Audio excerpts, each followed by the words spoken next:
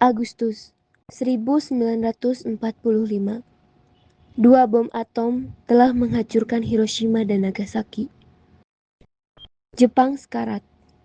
Di Jakarta, kabar itu menyebar cepat dari mulut ke mulut. Bagi kebanyakan orang, ini berita perang. Namun, bagi segelintir orang yang sudah lama menunggu, ini adalah sinyal. Dan mereka mulai bergerak. Fatmawati duduk di depan mesin jahit.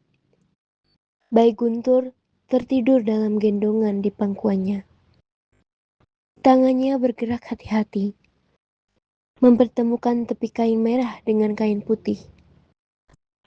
Ija, sang pembantu rumah tangga, masuk membawa teh.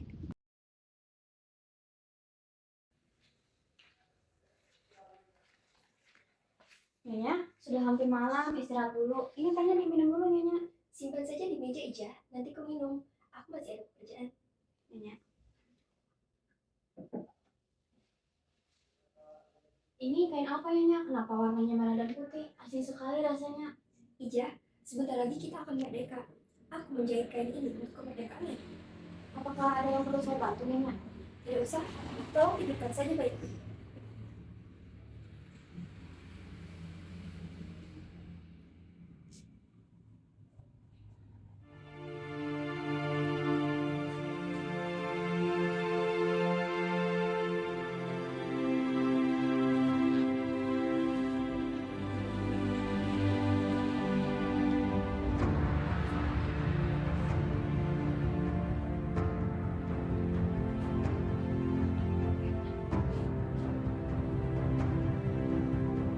Malam 15 Agustus.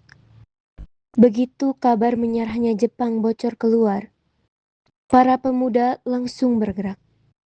Wikana dan kawan-kawannya sudah membuat tekad yang bulat. Soekarno dan Hatta harus dibawa jauh dari Jakarta, jauh dari pengaruh Jepang, agar proklamasi benar-benar lahir atas kehendak bangsa Indonesia sendiri.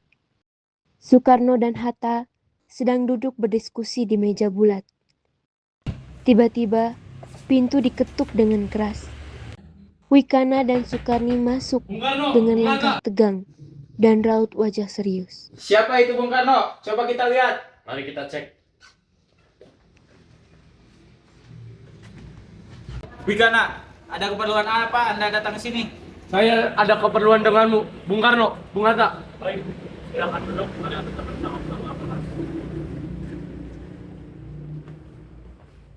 Bung Karno, Bung Hatta, waktu kita tidak banyak, Bung. Jepang sudah menyerah kepada sekutu. Kekuasaan ini kesempatan untuk kita. Tenang dulu, Wikana. Kita tidak bisa gegabah. Berita menyerahnya Jepang memang benar, tetapi kita harus mendapatkannya dulu dengan anggota PPKI. PPKI itu buatan Jepang, Bung Hatta. Kita tidak ingin kemerdekaan ini dianggap sebagai hadiah dari Tokyo. Jika kita menunggu PPKI, sekutu akan datang dengan mengambil alih Indonesia. Kita akan dijajah lagi. Dan Anda pikir proklamasi semudah itu? Ada ucapan satu kalimat langsung jadi negara? Pikirkan itu. Bung Karno, jika Bung tidak mengumumkan kemerdekaan malam ini juga, besok akan terjadi pertumpahan darah. Para pemuda-pemuda di Jakarta siap bergerak. Lancang sekali Anda berbicara seperti itu pada saya. Saya tidak akan bisa dipaksakan untuk mengumumkan sesuatu hal yang belum matang perhitungannya. Para pemuda-pemuda di Jakarta, di Bandung, di Surabaya sudah siap. Mereka menunggu satu kata saja dari Bung Karno. Saudara-saudara sekalian, marah tidak akan menyelesaikan masalah. Kita butuh strategi dan persiapan yang matang. Proklamasi akan tetap dilaksanakan, tetapi tidak dengan cara yang terburu-buru yang bisa memicu pembantaian oleh negara Jepang yang masih bersenjata lengkap. Yang saya takutkan bukan Jepang, bukan Belanda. Yang saya takutkan itu kesalahan yang tidak bisa diperbaiki. Proklamasi yang gagal bisa menghancurkan semangat rakyat untuk satu generasi. Baik Bung, jika itu keputusan kalian, saya permisi. Namun ingat, setelah ini kalian akan menyesal.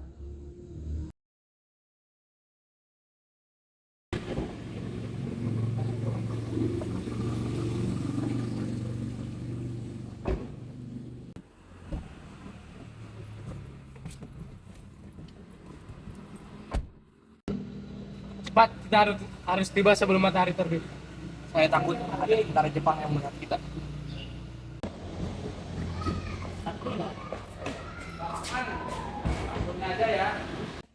Cepat, waktu kita tidak banyak sebelum patroli Jepang lewat.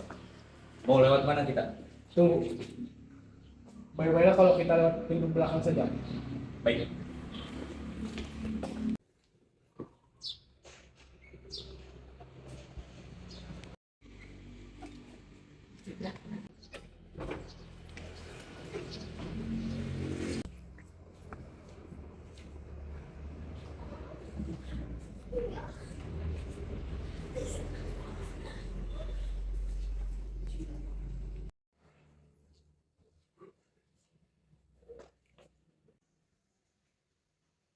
Suara apa itu?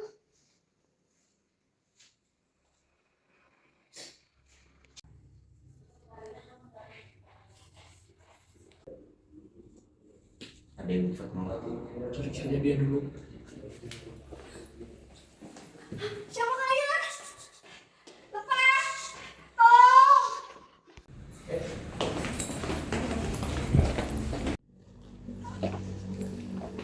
Soekarno, ikut saya sekarang.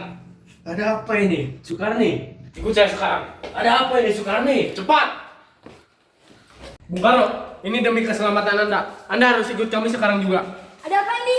Mau dibawa kemana suami saya? Jangan macam-macam kalian! Singgi, apakah ini tindakan perintah atau penculikan? Maaf Bung, ini adalah tindakan penyelamatan. Bung Hatta sudah ada di dalam mobil. Sudah, tidak usah banyak bicara. Sukarni, kami sudah di Renges Dengklok. Katakan sejujurnya, ada apa ini sebenarnya? Bung Karno, Bung Hatta, Jepang sudah kalah total dari sekutu. Ini adalah kesempatan emas yang tidak akan datang dua kali. Kami membawa Bung ke sini agar Bung bebas dari pengaruh tekanan Jepang di Jakarta. Proklamasi harus diumumkan sekarang juga oleh Bung Karno sendiri. Sukarni, kami tahu Jepang sudah kalah, tetapi mengumumkan kemerdekaan tidak bisa sembarangan. Kita punya PPKI, kita harus mendapatkannya dulu dengan anggotanya, semuanya agar semuanya bisa teratur. Sudah kami bilang sejak awal, kau benar-benar tidak mengerti maksudnya. Kami tidak setuju jika harus menunggu keputusan PPKI. Bung Hatta, PPKI itu badan buatan Jepang. Kalau kita merdeka melalui PPKI, sekutu yang menang perang akan mengira kemerdekaan kita adalah hadiah dari Jepang. Kita akan dianggap negara boneka Jepang. Kita harus merdeka atas nama bangsa Indonesia sendiri, bukan lewat badan bentukan penjajah. Saudara Sukarni, dengarkan baik-baik. Kamu pikir saya tidak ingin Indonesia merdeka sekarang? Tapi pikirkan realitanya. Di Jakarta, tentara Jepang masih memegang senjata lengkap. Mereka diperintah oleh sekutu untuk menjaga keamanan dan dilarang mengubah keadaan di Indonesia. Tapi pemuda dan tentara peta siap bertempur, Bung. Bertempur dengan apa? Bambu runcing. Kalau kita nekat mengumumkan kemerdekaan tanpa perhitungan malam ini, tentara Jepang akan langsung membantai kalian semua di jalanan Jakarta. Saya tidak mau mengorbankan nyawa ribuan pemuda hanya karena kita terburu-buru dan emosi. Kemerdekaan ini harus berhasil, bukan jadi ladang pembantaian. Ingat itu, pikirkan itu matang-matang. Suasana mendadak hening. Terjadi pergolakan batin di antara kedua belah pihak. Tiba-tiba, terdengar suara ketukan pintu yang keras dari luar. Seseorang lari terengah-engah. Masuklah Ahmad Subarjo. Penampilannya rapih, namun tampak kelelahan dan berdebu setelah perjalanan jauh.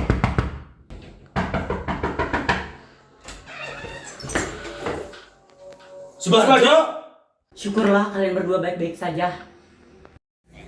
Maju selangkah lagi, Bung Subarjo. Apa urusan Anda datang ke markas kami? Apakah Anda membawa perintah dari Jepang? Saudara Sukarni, saya datang ke sini bukan sebagai budak Jepang. Saya ingin membawa kabar berita Jakarta lumpuh hari ini karena hilangnya Bung Karno dan Bung Hatta. Untuk menjemput Bung Karno dan Bung Hatta kembali ke Jakarta, kita harus merumuskan teks proklamasi. Bagaimana kami bisa percaya bahwa di Jakarta tidak akan ada manipulasi dari pihak Jepang? Dengarkan saya wahai para pemuda, saya Ahmad Subarjo menjamin dengan taruhan nyawa saya sendiri bahwa proklamasi kemerdekaan Indonesia akan diumumkan kepada dunia selambat-lambatnya besok pagi tanggal 17 Agustus 1945 pukul 10 jika proklamasi gagal dilaksanakan. Maka kalian boleh menembak mati saya di tempat ini juga. Mari kita kembali ke Jakarta, Soekarni. Perbedaan di antara kita telah usai hari ini. Tugas kita yang sesungguhnya baru saja dimulai. Maeda sudah memberi jaminan. Malam ini tidak ada polisi militer Jepang yang masuk ke rumahnya. Di ruang kerjanya, di bawah satu lampu, dengan alat seadanya, naskah yang akan mengubah segalanya mulai ditulis. Ija.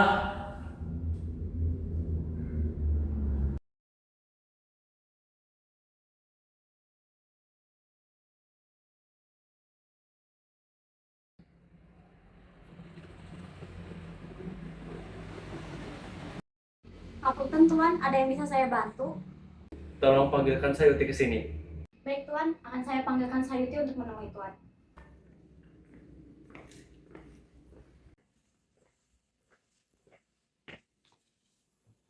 Ada keperluan apa kamu memanggilku, Bung? Saya telah memanggilmu ke sini untuk menuliskan proklamasi. Karena golongan muda telah mendesak saya untuk mempercepat kemerdekaan. Baik, Bung. Lalu apa saja yang perlu saya lakukan saat ini?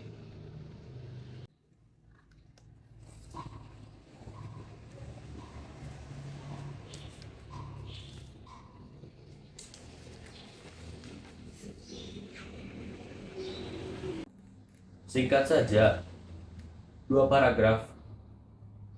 Ini bukan pidato. Ini pernyataan tekad satu bangsa.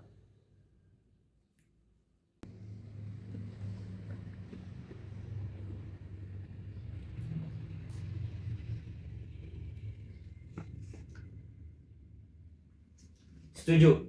Bagaimana jika paragraf pertama mengenai pernyataan kemerdekaan dan paragraf kedua mengenai amanat pelaksanaan? Kami, bangsa Indonesia, dengan ini menjatahkan kemerdekaan Indonesia. Bung Karno, sepertinya kata menjatakan tidak tepat. Bagaimana kalau diganti dengan kata menyatakan? Itu lebih baik dan cocok untuk digunakan. Ya, menyatakan. Akan saya perbaiki.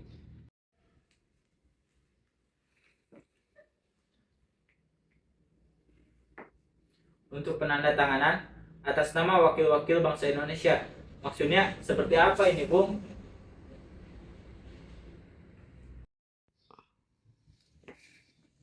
Kalau wakil-wakil, sepertinya kita butuh mandat dulu, butuh pemilihan. Kita tidak bisa melakukan malam ini. Tulis saja, atas nama bangsa Indonesia. Kita bukan mewakili siapa-siapa, kita adalah bangsa itu.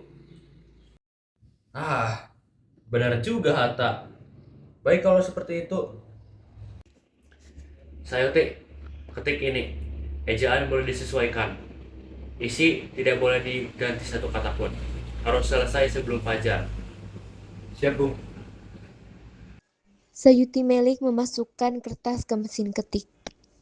Mengangkat jari-jarinya, lalu mulai mengetik. Semua orang diam mendengarkan. Tak ada yang bergerak.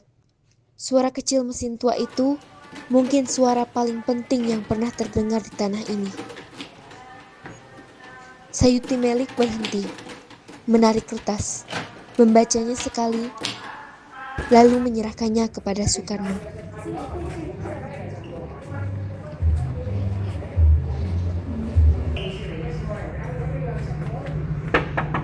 Permisi, Bung.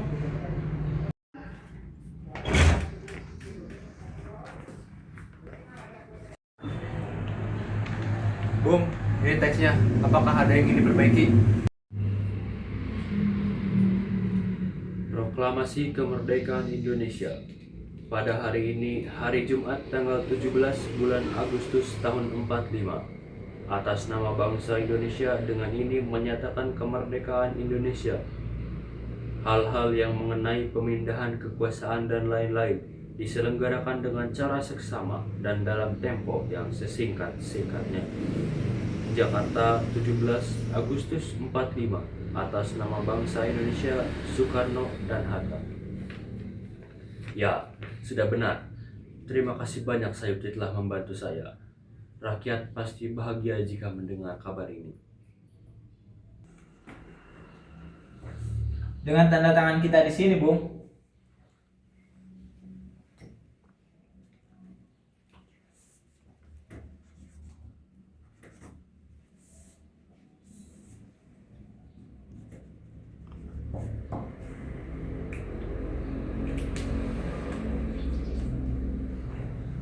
Tak ada protokol, tak ada barisan tentara berseragam lengkap.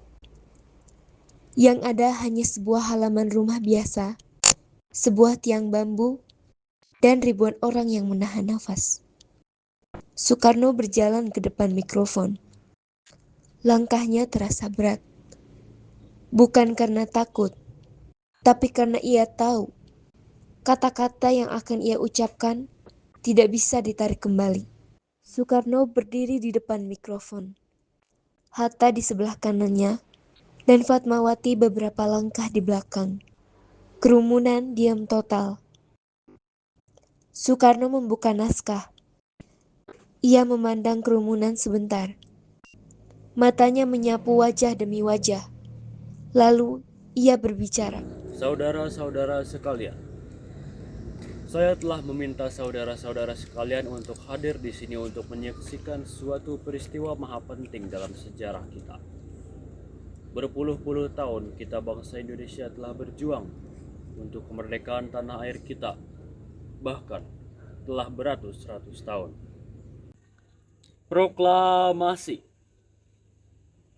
Kami, bangsa Indonesia, dengan ini menyatakan kemerdekaan Indonesia. Hal-hal yang mengenai pemindahan kekuasaan dan lain-lain diselenggarakan dengan cara seksama dan dalam tempo yang sesingkat-singkatnya.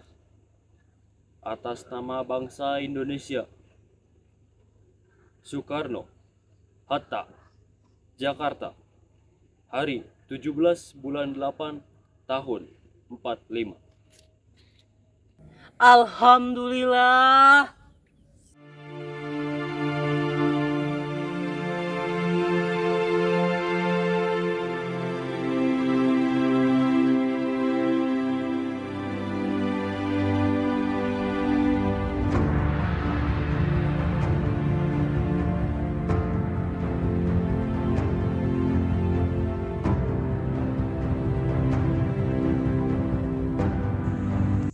Kita telah melakukannya, Bung. Ini adalah impian bangsa kami sejak lama, Hatta.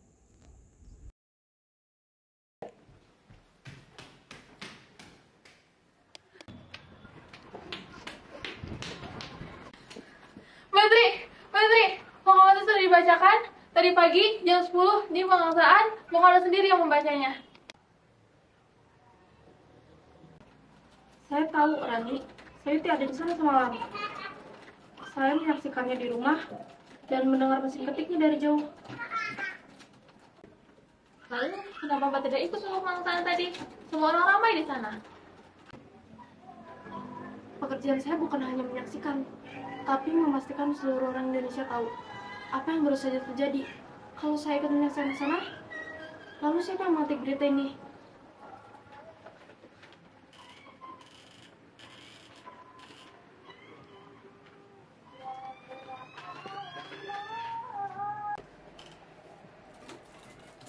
Rani, dengar, proklamasi sudah diucapkan, tapi kemerdekaan belum selesai sepenuhnya. Ia harus diketahui, dirasakan, dan diperjuangkan oleh setiap orang di pulau-pulau ini dari Sabang hingga Merauke. Dan itu dimulai dari kata-kata yang benar dan jujur. Tapi Mbak tidak takut, Belanda tidak akan diam, Jepang pun masih ada. Aku pernah dipenjara karena tulisanku. Dan setelah keluar, aku tetap menulis. Kalau kamu takut, pergi saja dari sini. Tapi beritanya harus tetap ditulis sekarang juga.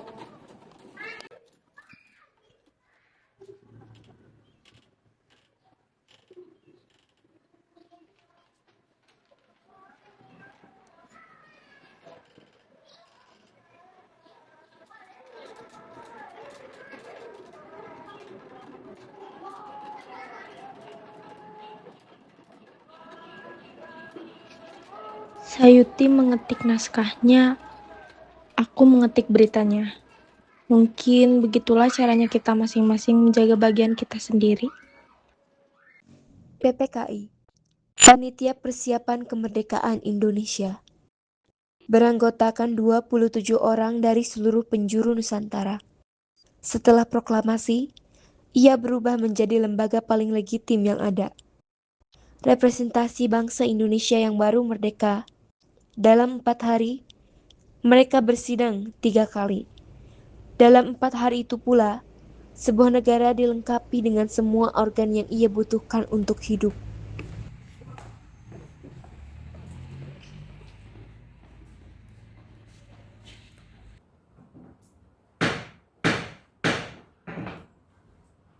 Saudara-saudara, hari ini kita bersidang bukan sebagai panitia persiapan lagi. Tugas kita sudah selesai. Kini kita sebagai wakil sah seluruh rakyat Indonesia untuk meletakkan fondasi seluruh rakyat Indonesia. Agenda selanjutnya adalah pengesahan Undang-Undang Dasar.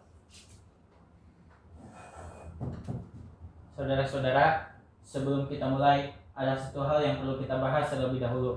Tadi malam, saya dihubungi oleh perwira Angkatan Laut Jepang. Mereka menyatakan bahwa tokoh-tokoh Kristen yang ada di Indonesia bagian timur tidak setuju dengan pembukaan Undang-Undang Dasar yang berasal dari Piagam Jakarta. 7 kata itu berbunyi, dengan kewajiban menjalankan syariat Islam bagi pemeluk-pemeluknya. Di dalam konstitusi ada kemungkinan bahwa saudara-saudara kita yang berada di Indonesia bagian timur tidak mendapatkan tempat yang setara, dan ada juga saudara-saudara kita yang tidak ingin bergabung dengan negara kita. 7 kata itu bukan lahir dalam semalam, Bung Hatta. Itu adalah hasil kesepakatan panjang dalam panitia Piagam Jakarta. Kami sudah banyak berkompromi, dan sekarang kami diminta untuk berkompromi lagi. Anda tidak merasakan perasaan saya, Bung. Tenang dulu, Kasman. Saya datang ke sini untuk mewakili teman-teman saya yang ada di Maluku. Saya tidak bermaksud untuk menghapus Islam di dalamnya. Saya hanya ingin keadilan, supaya anak-anak juga mendapatkan hak yang sama di depan hukum. Tidak ada diskriminasi di sini untuk siapapun. Namun, 7 kata itu tertuju untuk umat Islam, Bung. Tapi kamu tidak menghargai perbedaan yang ada di negara kita. Harap semuanya tenang. Kita sedang membangun rumah untuk 70 juta orang yang berbeda bahasa, adat, dan agamanya. Pertanyaannya bukan siapa yang paling berhak atas rumah itu, tetapi pertanyaannya bagaimana kita membangunnya untuk semua penghuninya agar tetap aman. Saudara-saudara, semuanya harap tenang dan silahkan duduk. Kita setuju bahwa bangsa Indonesia adalah bangsa yang berketuhanan. Tapi, apakah tidak ada yang mempertanyakan itu? Yang berbeda hanya soal ini. Apakah negara perlu menentukan cara seseorang bertuhan? Saya usulkan 7 kata itu kita ganti dengan ketuhanan yang Maha Esa. 5 kata yang mengakui Tuhan tanpa mengspesialkan agama siapapun. Ini bukan kekalahan Islam, Saudara Kasman. Ini kemenangan persatuan. Dan persatuan adalah fondasi yang jauh lebih kuat dari undang-undang manapun. Saya terima dengan jiwa besar. Saya juga terima demi keutuhan bangsa ini. Dan saya juga percaya bahwa Tuhan tidak diminta untuk diundangkan dalam konstitusi ini agar tetap berada di hati umatnya. Saudara Kasman, kelapangan hati saudara hari ini akan dikenang oleh sejarah. Maka, dengan mufakat bulat, pasal 29 ayat 1 Undang-Undang Dasar berbunyi, negara berdasar atas ketuhanan yang Maha Esa, dan dengan itu kita sahkan Undang-Undang Dasar 1945 sebagai konstitusi negara Republik Indonesia.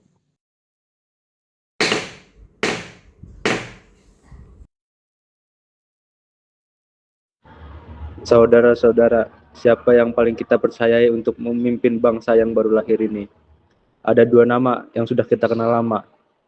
Saya usulkan secara aklamasi Bung Karno sebagai presiden dan Bung Hatta sebagai wakil presiden Republik Indonesia. Bagaimana? Apakah setuju? Konstitusi dan 2 pemimpin belum cukup. Negara butuh bagian-bagian seperti kementerian, wilayah, dan badan-badan yang menghubungkan pemerintah dengan rakyat.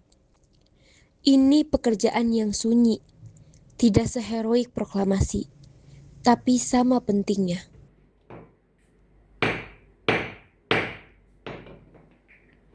Kemarin kita letakkan jiwa negara. Hari ini kita isi raganya kementerian yang mengurus kehidupan nyata rakyat. Dari kesehatan sampai keamanan. Kami mengusulkan 12 departemen, yaitu dalam negeri, luar negeri, keuangan, kesehatan, kemakmuran, sosial, penerangan, pekerjaan umum, perhubungan, pertahanan, pengajaran, dan juga sosial. Departemen Pengajaran bukan sekedar mengurus sekolah. Ia adalah alat untuk membangun manusia Indonesia yang merdeka dalam pikiran, bukan hanya merdeka secara fisik. Untuk pembagian wilayah, kami mengusulkan 8 provinsi, yaitu Jawa Barat, Jawa Tengah, Jawa Timur, Sumatera, Maluku, Borneo, Sulawesi, dan Sunda Kecil. Dengan ini, saudara-saudara di Indonesia Timur mendapatkan tempat yang setara. Terima kasih. 3 hari kemudian, pada 22 Agustus 1945, sidang PPKI 3, agendanya adalah melengkapi negara dengan badan yang menghubungkan pemerintah dengan rakyat, dan memberi ruang bagi kehidupan politik yang sehat.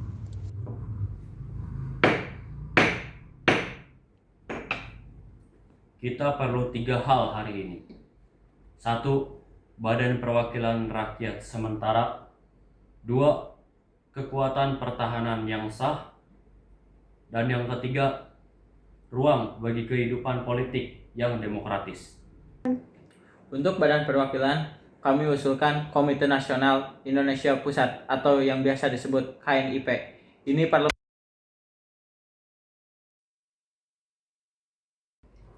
Untuk pertahanan, kita bentuk Badan Keamanan Rakyat, BKR. Ini bukan tentara agresif. Ini benteng pertama kita sambil kita konsolidasi. Bung Presiden, dan soal partai politik, kita beri kebebasan kepada rakyat untuk mendirikan partai. Tapi ingat, partai adalah hak, bukan untuk hal lain.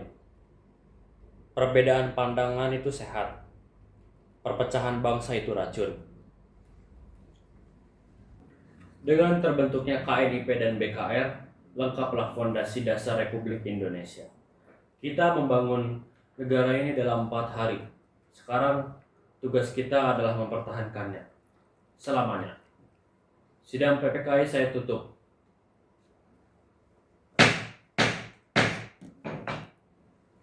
Merdeka! Merdeka! 2 agresi militer Belanda, Soekarno dan Hatta ditangkap. Jenderal Sudirman memimpin perang gerilya dari atas tandu dengan 1 paru-paru yang tersisa. Serangan umum 1 Maret 1949 membuktikan Indonesia masih hidup. Tekanan PBB dan Amerika Serikat akhirnya memaksa Belanda ke meja perundingan. Konferensi Meja Bundar dibuka di Den Haag 23 Agustus 1949. Delegasi Indonesia masuk bukan dari posisi lemah.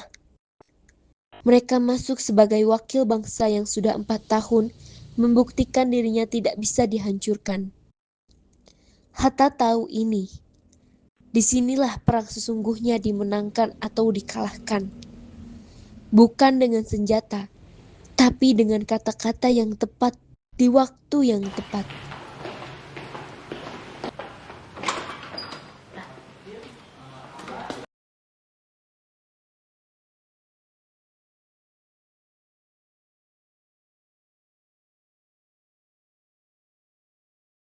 Tuan-tuan, konferensi Meja Bundar ini diselenggarakan atas mandat Dewan Keamanan PBB. Tujuannya satu, mengakhiri konflik dan menghantarkan Indonesia kepada pengakuan kedaulatan internasional. Saya harap kedua pihak hadir dengan itikat yang tulus. Kerajaan Belanda hadir dengan itikat penuh. Kami mengakui Republik Indonesia sebagai entitas yang ada. Namun, ada beberapa hal yang perlu diselesaikan. Hutang warisan Hindia Belanda dan struktur Uni. Status Irian Barat. Indonesia Belanda. Tuan Van, kami tidak hadir untuk membuktikan bahwa Indonesia berhak merdeka. Proklamasi Indonesia telah berusia 4 tahun. Yang kami rundingkan adalah syarat pengakuan formal dari Belanda. Soal hutang Hindia Belanda sekitar 4,3 miliar gulden. Negara yang mengklaim kesinambungan pemerintahan sebelumnya harus mewarisi kewajiban-kewajiban itu. Tuan Van, hutang kolonial adalah hutang penjajah, bukan bangsa yang dijajah. Kami tidak ingin mewarisi kewajiban finansial atas penindasan terhadap rakyat kami sendiri. Di dalamnya termasuk infrastruktur yang dipakai oleh rakyat Indonesia juga. Jalan, pelabuhan, rel kereta api. Dengan kerja paksa rakyat kami sendiri, Tuan Van, dengan Romusa yang mati kelaparan di tepi rel yang Tuan sebut warisan kami. Tapi demi resolusi damai, kami bersedia membahas angka yang adil dan transparan. Tapi ada satu hal yang tidak bisa kami kompromikan. Irian Barat adalah bagian dari wilayah bekas Hindia Belanda. Ia harus masuk dalam pengakuan kedaulatan yang kita tanda tangani. Irian Barat tidak masuk dalam paket ini. Statusnya perlu dikaji tersendiri, setidaknya 1 tahun ke depan. Melalui perundingan bilateral, itu posisi akhir Belanda. Bung, kalau kita tolak ini, kita tidak akan mendapatkan kesepakatan, Bung. Rakyat kita sudah menunggu 4 tahun untuk ini, Bung. Kami keberatan keras soal Irian Barat. Itu harus masuk dalam aturan resmi. Indonesia tidak pernah melepaskan klaim atas Irian Barat. Tapi demi segera berakhirnya penderitaan rakyat kami terima penundaan 1 tahun dengan syarat perundingannya dilakukan dengan semangat yang jujur.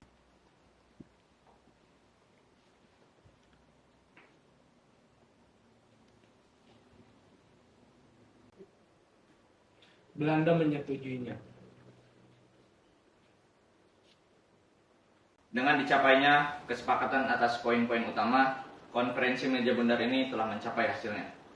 Pengakuan kedaulatan penuh dengan Republik Indonesia Serikat akan dilaksanakan sebelum tahun 1949.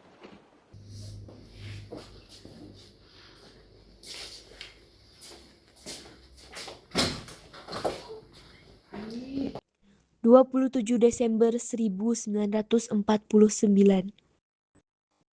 Ratu Juliana menandatangani dokumen penyerahan kedaulatan kepada Republik Indonesia Serikat.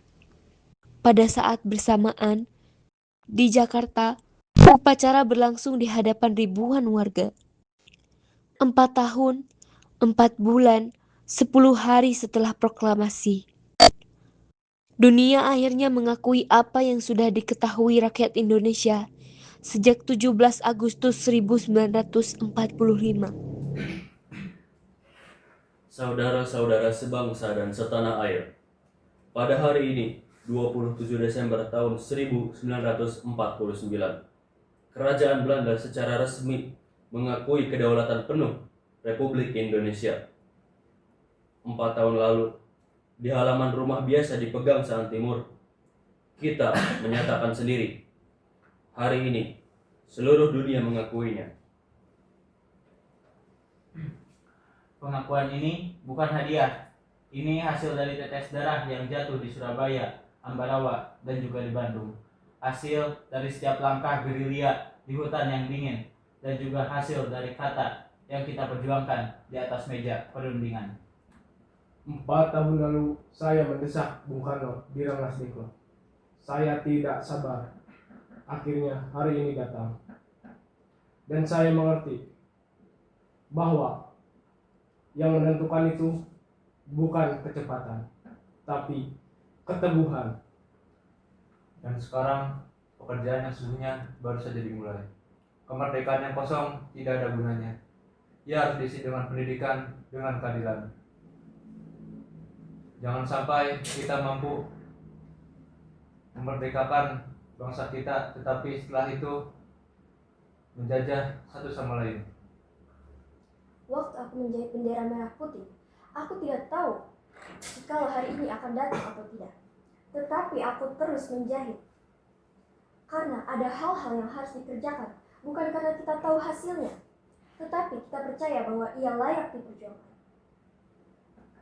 Mari kita rayakan bersama-sama kemerdekaan ini.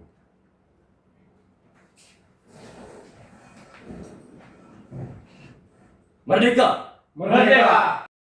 Indonesia merdeka bukan karena satu kalimat di sebuah pagi Agustus. Ia merdeka karena tangan Fatmawati yang tidak berhenti menjahit. Karena jari Sayuti Melik yang mengetik sejarah satu huruf demi satu huruf. Karena Wikana yang tidak sanggup diam. Karena Kasman yang rela mengalah demi persatuan. Dan karena Sudirman yang berjuang di atas tandu. Karena Rum yang tidak kehilangan arahnya di atas perundingan. Mereka semua adalah Indonesia. Dan Indonesia adalah mereka semua.